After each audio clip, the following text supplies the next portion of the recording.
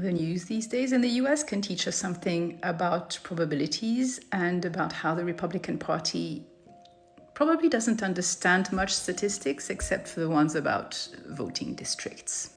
Because one of the things that we get taught as young physicians when we learn how to diagnose diseases is something called pre-test probability and post-test probability. So imagine you have someone who comes in with evident symptoms of upper respiratory tract disease during a COVID wave, where people are catching COVID right and left, and you run a COVID test on that person. And now imagine that the test comes back negative. Can you rule out COVID? The answer is no. You can't rule out COVID because the pre-test probability, the probability that someone during a wave with typical symptoms will have COVID is tremendously high.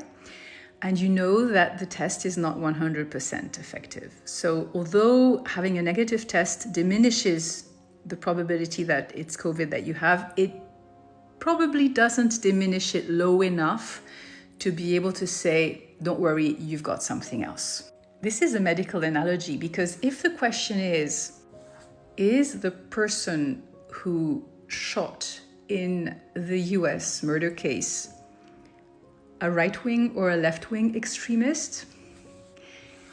Things are scarily similar because here is the prevalence of murders by right-wing extremists and left-wing extremists in the US since 2005, with a few Muslim extremists. On this graph, you can easily see that the pre-test probability, so the likelihood that someone would be either right-wing or left-wing, is hugely leaning on the side of right-wing.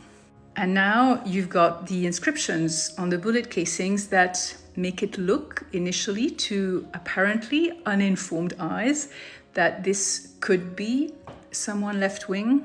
That's the equivalent of your negative COVID test during the wave. It will decrease the likelihood, but not by that much. So yeah, Republicans would certainly have sent away that patient without treatment, and perhaps that's not a big surprise after all. Yeah.